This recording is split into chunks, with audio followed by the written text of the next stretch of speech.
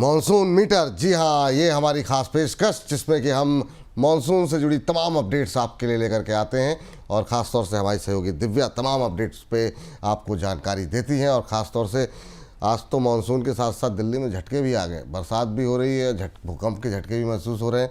क्या कुछ हो रहा है, सब कुछ दिल्ली में ही हो रहा है। लेकिन इन सब के बीच में दिव्या से अपडेट लें उससे पहले आपको बता दें कि पश्चिम बंगाल के गंगा के तटीय इलाकों और उसके आसपास के क्षेत्रों पर अब जो है निम्न दबाव का क्षेत्र बन गया है, जिससे कि झारखंड और उत्तरी छत्तीसगढ़ में धीरे धीरे पश्चिम और उत्तर पश्चिम की ओर बढ़ने की अब संभावनाएं जताई जा रही हैं।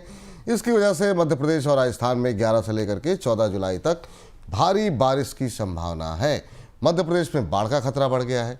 दूसरी ओर बेंगलुरु की बात करें तो वहाँ पर समय से मानसून आने के बावजूद अब तक बारिश दर्ज नहीं की गई है और ये वो इलाका है जहाँ पर 60% से ज़्यादा बरसात की कमी दर्ज की जा रही है और अगले 10 दिन तक बारिश के फिलहाल बेंगलुरु में कोई आसार नहीं है।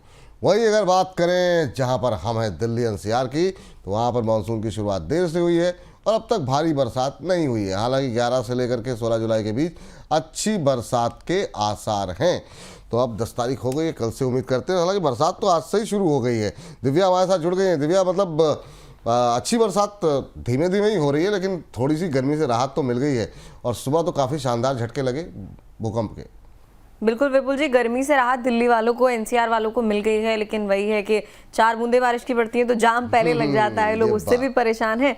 और साथ में जैसे कि आपने कहा कि अर्थक्वेक आ गया है, भूकंप आ गया है, जो कि आधे लोगों को पता नहीं चला, महसूस नहीं हुआ। लेकिन हाँ, दिल्ली में थोड़ी सी जो है हलचल तो अब मच गई है, क्योंकि लगातार कल शाम से अगर हम देखें तो अच्छी खासी बरसात हो रही है। कल शाम को काफ़ी भारी बरसात हुई थी और अब भी लगातार लाइट रेनफॉल होता हुआ नजर आ रहा है दिल्ली में और एनसीआर में। चलिए, सबसे पहले आपको बता देते हैं, जो रोज हम आपको एक डेटा बताते हैं कि देश भर में कितनी बरसात अब तक दर्ज कर ली गई है। देखिए, 9 जुलाई तक अब तक 273.9 mm बरसात, यानी कि लगभग 274 mm बरसात अब तक देश भर में दर्ज कर ली गई है। सभी राज्यों को मिलाकर सामान्य तौर पर ये बरसात कम रहती है, आप आंकड़ा देख ही रहे हैं। अब तक 15% बरसात ज़्यादा दर्ज की गई है 3 दिन से।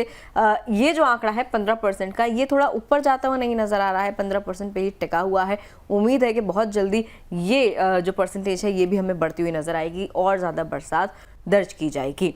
चले, राज्य दर राज्य अगर आपको बताएं तो क्या कुछ हालात रहने वाले हैं अगले आने वाले 5 दिनों में, 7 दिनों में, ये भी आपको बताते चलते हैं। सबसे पहले मध्य प्रदेश की बात करें और छत्तीसगढ़ की बात करें तो ये वो 2 राज्य हैं जहां पर 15 तारीख तक काफ़ी भारी बरसात देखने को मिल सकती है और 13 और 14 में एमपी में बहुत ही ज़्यादा बरसात होने की संभावनाएं हैं।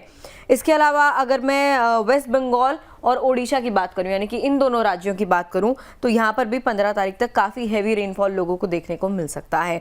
साथ ही अगर झारखंड की बात करें तो झारखंड में आज हैवी बरसात होने की संभावनाएं हैं।